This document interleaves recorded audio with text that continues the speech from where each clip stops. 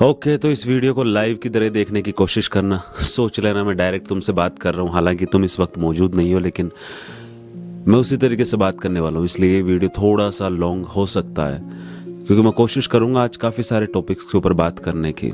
Like अभी काफ़ी सारी शिकायतें आ रही है कि मैं लाइफ से रिलेटेड वीडियोज़ क्यों नहीं बनाता, मोटिवेशनल वगैरह।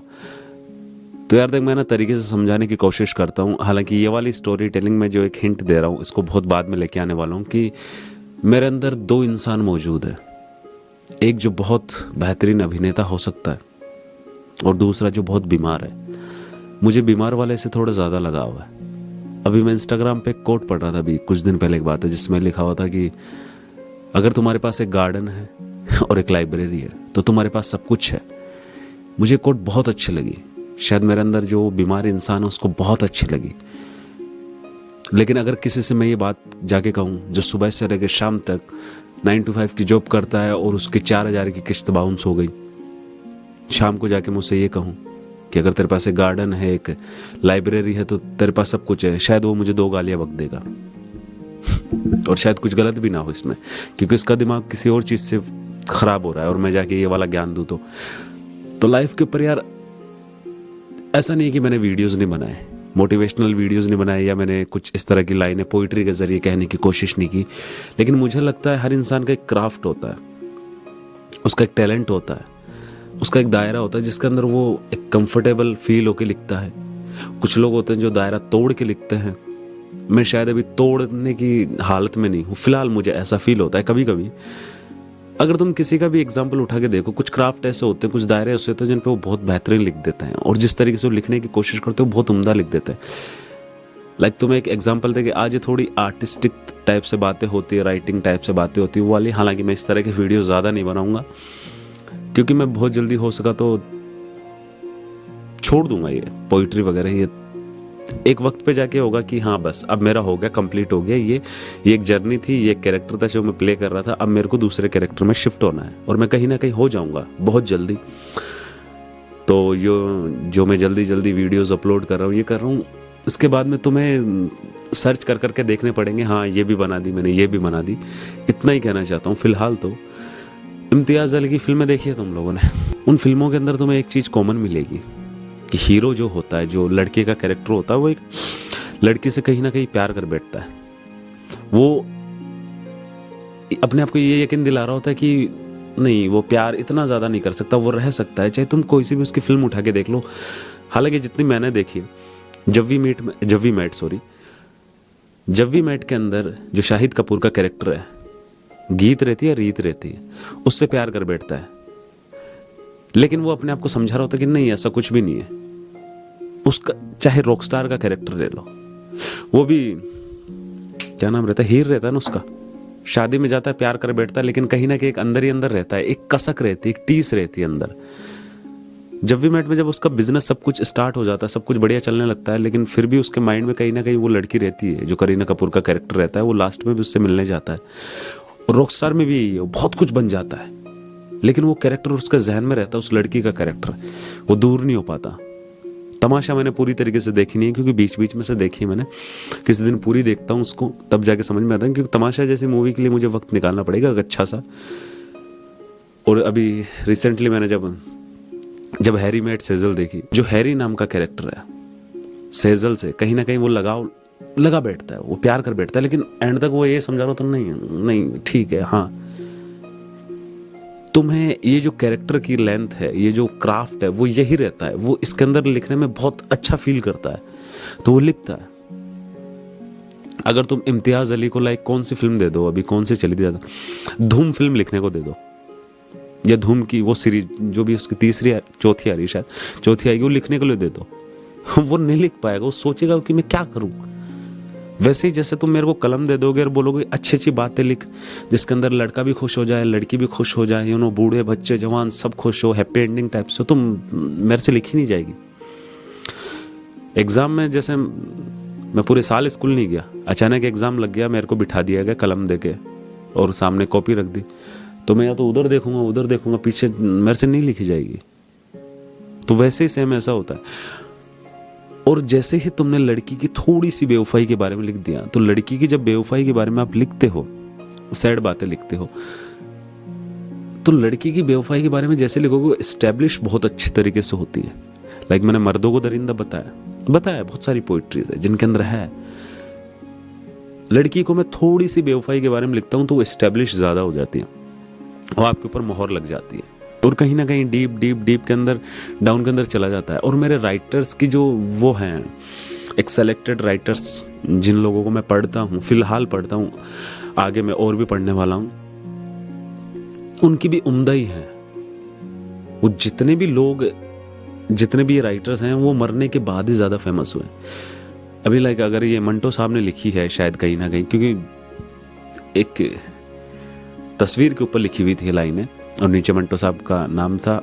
आई होप उन्हीं ने लिखी। और जहां तक मुझे लग रहा है ऐसी लाइनें वही लिख सकते हैं कि लड़की अगर सिगरेट पिएगी तो उसके भी फेफड़े खराब होंगे, किरदार नहीं। तो ये लाइन मुझे बहुत अच्छी लगी। हालांकि मैंने ये कोशिश कर रखा हूं कि मैं बहुत कम, कि मैं ज़्यादातर अपनी लिखी हुई लाइनें सुनाऊंगा लोगों को या इंस्टाग्राम पे अपलोड करूंगा, क्योंकि मुझे वो नहीं है कि मैं गूगल से क्या बोलते हैं अपन सर्च कर करके अच्छी अच्छी लाइनें बोल दूं। नहीं, वो मेरे अंदर आता नहीं है। जो लोग करते करने दो, मेरे अंदर आता नहीं। मैं इंस्पायर होकर लिखना पसंद करता हूँ कि हाँ ये लाइन मुझे अच्छी लगी यार, मुझे ऐसा लगता है कि मैं इंस्पायर होकर ये लाइन कहीं ना कहीं जो मेरी एक स्टोरी जा रही है उसमें ये एक बहुत अहम किरदार निभा रही है। कि मैं दुनिया में बहुत कम लोगों की इज्जत करता हूँ, लेकिन इसका यह मतलब नहीं है कि मैं बाकियों की इज्जत नहीं करता। ये दुनिया बहुत खूबसूरत है, तुम सबको देखनी चाहिए, लेकिन मैं किसी भी इंसान को अपने कंधे पे बिठा के ये दुनिया दिखाने की जिम्मेदारी नहीं उठा सकता कि जो एक इंसान खुद अधूरा है वो पूरा क्या काम कर सकता है। इसलिए शायद मेरी ज्यादातर कहानियां अधूरी रहती है, ज्यादातर पोइट्री अधूरी रह जाती है, ज्यादातर वीडियो में बीच में खत्म कर देता हूँ ये। और मैं जानबूझकर नहीं करता हूँ, ये अंदर से हो जाती है। पता नहीं क्यों हो जाती है, लेकिन बस हो जाती है। मुझे नहीं पता मैं घमंडी हूं या नहीं हूं, पता नहीं कुछ भी, लेकिन जो चीजें मैं जानना ही नहीं चाहता उनको मैं क्यों जानना चाहूंगा। ये जो चीजें मेरे काम की नहीं है मुझे पता है, और जो चीजें मुझे सामने बिल्कुल साफ दिख रही है मुझे नहीं लगता मुझे और कोई बता सकता है, क्योंकि वो मुझे साफ दिख रही है। आई नो कि हर चीज कहते हैं ना कई बार आंखों का धोखा भी हो जाता है, लेकिन वो धोखा होगा तो कहीं ना कहीं मेरी तो गलती होगी। अगर मैं तेरे नजरिए से दुनिया को देखूंगा तो वो तो तेरे नजरिए से है ना, कोई भी बात है। लाइक मैं तुम्हें एक एग्जांपल देकर समझाता हूँ कि मैंने एक बहुत पहले लाइन पढ़ी थी, ऑब्वियसली मंटो साहब की थी वो, कि किसी लड़के को लड़की से इश्क हो जाए तो मैं उसे जुकाम के बराबर भी अहमियत नहीं देता, लेकिन वो लड़का मेरी तवज्जो को जरूर खींचेगा जो ये जाहिर करे कि उस पर सैकड़ों लड़कियां जान देती है, लेकिन दर हकीकत वो मोहब्बत का उतना ही भूखा है जितना बंगाल का फाकाजदा बाशिंदा। उस बज़ाहिर कामयाब आशिक की रंगीन बातों में जो ट्रेजेडीज इसकी भर्ती होगी ना, उसको मैं अपने दिल के कानों से सुनूंगा और लोगों को सुनाऊंगा। चक्की पीसने वाली औरत मेरे अफसानों की हीरोइन नहीं हो सकती, जो दिन भर काम करती है और रात को इत्मीनान से सो जाती है। मेरे अफसानों की हीरोइन चकले की एक टकियाई, एक रंडी हो सकती है, जो रात भर काम करती है और दिन में सोते हुए डरावना ख्वाब देख के उठ बैठती है कि बुढ़ापा उसके दरवाजे पे दस्तक देने आया। जब मैंने स्टार्टिंग में जब वीडियोस अपलोड करना, बहुत पहले, जब आई थिंक शायद the no more poetry channel के सबसे आप नीचे जाओगे तब शायद आपको मिल जाए, शायद बोल रहा हूँ क्योंकि मुझे नहीं पता प्राइवेट के। उसके अंदर क्या है कि एक तवाइफ जो दिन के अंदर सो रही है, एक इंस्पायर होकर लिखी थी, एक बुढ़ापा है जो पिछले मोहल्ले में उसका पता पूछ रहा है। तो एक तवाइफ के लिए सबसे ज्यादा खतरनाक बात क्या हो सकती है कि बुढ़ापा आ गया। वही कि मेरे एक फ्रेंड है जो लॉन्ग डिस्टेंस रिलेशनशिप में है वो, और आई थिंक कहाँ पे बताया था यार, वो अपनी गर्लफ्रेंड से कहाँ मिलने जाता है, एक अच्छा ऐसा ही शहर है, मतलब आई थिंक 2 दिन लगते हैं उसको जाने में। तो सोशल मीडिया के थ्रू बातचीत हुई होगी, तो देन वो बता रहा था कि वहाँ मिलने जाता है। तो कहीं ना कहीं वो मुझे अपनी स्टोरी बताने की कोशिश कर रहा था कि मैं उसके ऊपर कुछ लिख दूं, बट मैंने स्टॉप कर दिया। मतलब मुझे जानना ही नहीं है, क्योंकि मैं अपने दोस्त को अच्छी तरह से जानता हूँ। अगर कोई लड़का यहाँ पे रहता है जिस शहर के अंदर मैं हूँ, और वो एक तरीके से उसकी कैसे न हुआ कि इमेज नहीं है, प्लेबॉय नहीं है, बट हाँ इतना है कि उसकी गर्लफ्रेंड है, ऐसा कुछ है कि हाँ लड़की उसके बारे में पूछना चाहती है, ऐसा कुछ करना चाहती है, तो मुझे लिखने में बहुत मजा आएगा कि एक लड़का है जिसकी यहाँ पे लड़कियां देखती है उसको, लड़कियां उससे मिलना चाहती है, कहीं ना कहीं वो लड़कियों के दिलो दिमाग में हावी रहता है, एक पर्सनालिटी रहती है वो है। तो मेरे दिमाग में एक खलबली मचाएगी कि यार जब लड़कियां इसको यहाँ भाव दे रही है, सब कुछ यहाँ है, लड़कियां बात करना चाहती है, तो ये 2 दिन लगा कि एक ऐसे लड़के से क्यों मिलने जाता है जिससे सोशल मीडिया के थ्रू मिला है? ऐसा क्या चलता है इसके मन के अंदर? खलबली मचाती है ना एक चीज, तो मैं वो जानने की कोशिश करूंगा, क्योंकि मैं उसे अच्छी तरह से जानता हूँ। उसे, मुझे नहीं लगता उस लड़की के अलावा किसी ने भाव दिया है। मेरे ख्याल से वो उसकी जिंदगी की पहली और आखिरी लड़की होगी जो उसको भाव देती है, मेरे ख्याल से।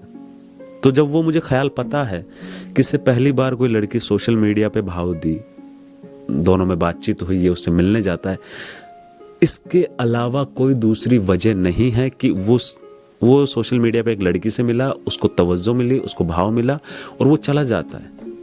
इसके अलावा नथिंग। तेरे ना दिल के अंदर ऐसा कुछ है, ना दिमाग के अंदर ऐसा कुछ है जो मुझे अट्रैक्ट कर सके। और अगर यही चीजें घमंड के अंदर आती है तो शायद हो सकता है मैं घमंडी हूं। अगर यही चीजें एक वो आ जाती है ना कि इंसान को दिखता है, वो मेरे अंदर का जो बीमार इंसान है वो अक्सर उस जो एक बेहतरीन अभिनेता उससे लड़ता रहता है। कई बार ऐसा होता है कि मैं एक स्टोरी के तरीके से बता रहा हूं, हालांकि मैं नहीं हूं, कि मैं एक क्लब में बैठा हूं जहां पे बहुत सारी भीड़ है, रंगीन रोशनी है, शराब है, शवाब है और बहुत सारी आवाजें गूंज रही है, लाइक उसे आप गाने भी कह सकते हो। मैं एक चेयर पे बैठा हुआ कांच के गिलास से कुछ पी रहा हूं और मैं पी रहा हूं, मैं इधर देखता हूं, सब लोग अपनी मस्ती में मगन है। मेरे सामने तो एक इंसान है जो सबको शराब पिला रहा है और मैं थोड़ा सा राइट साइड की तरफ करके देखता हूं तो मुझे एक लड़की दिखती है जो बहुत ही खूबसूरत है। एक सेकंड, नहीं, दरअसल ये बहुत ज्यादा खूबसूरत है और इस लड़की को देख के ऐसा लग रहा है कि शायद मैं पिछले जन्म से इसे ढूंढ रहा हूं।